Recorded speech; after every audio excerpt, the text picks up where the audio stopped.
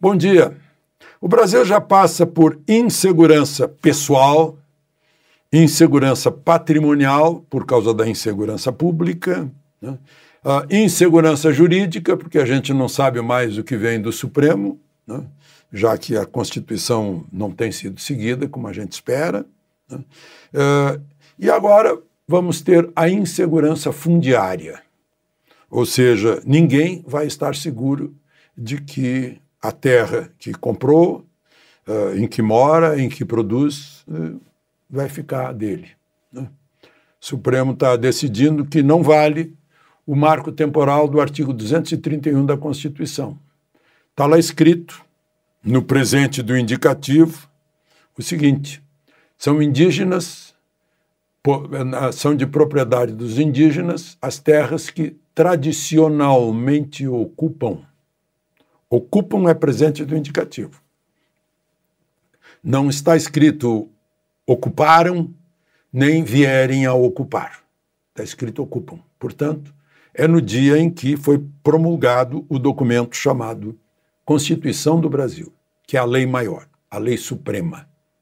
A lei suprema que está acima do Supremo, né? Então, dia 5 de outubro de 88. Quem estava na terra é o dono da terra, né?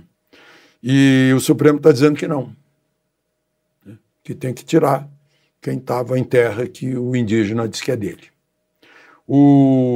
A Câmara reagiu, fez um projeto de lei que já foi aprovado, está no Senado agora, o relator é o senador Marcos Rogério, representante de Rondônia, que está perto do problema, que diz o seguinte: olha, quem quiser discutir a posse de uma terra tem que provar, né, que estava nela no dia 5 de outubro de 1988. É isso, né?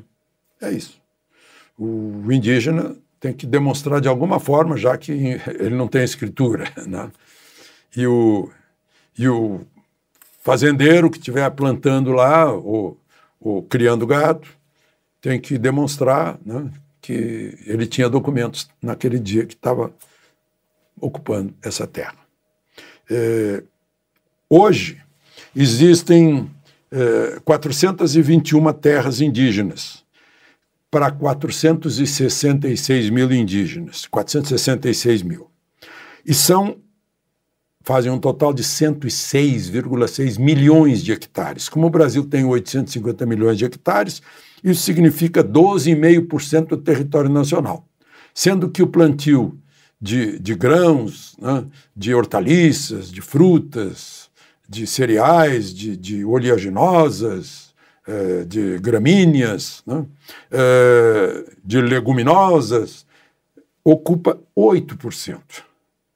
E alimentam, está no prato de 1 bilhão e 600 milhões de pessoas no planeta, e 600 milhões de pessoas no planeta Terra, e dá o equilíbrio das contas externas brasileiras. Não serviu a lição Raposa Serra do Sol, em que o Supremo se meteu, tirou os risicultores de lá, perdemos 5% da plantação da produção de arroz do Brasil. E os silvícolas que viviam em simbiose com os arrozeiros ficaram na pior, né? Pois é.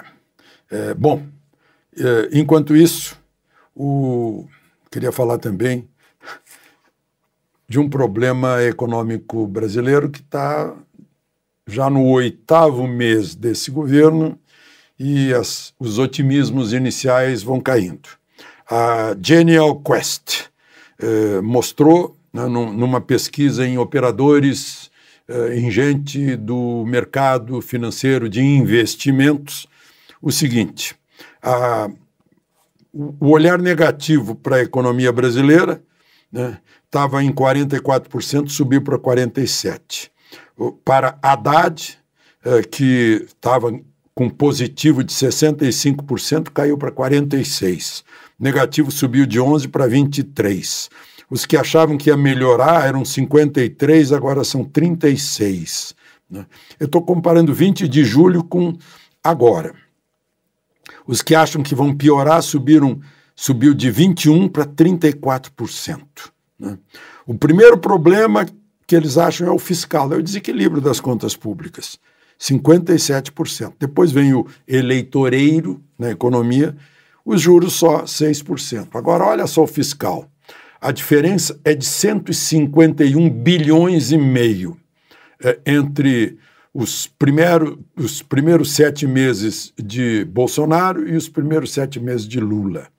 Os primeiros 7 meses de Lula tiveram um déficit de 78,24 bilhões. E os primeiros 7 meses de Bolsonaro tiveram um superávit de 73,24 bilhões de reais. Uma diferença de 151 bilhões é o retrato das diferenças na política econômica. De Brasília, Alexandre Garcia.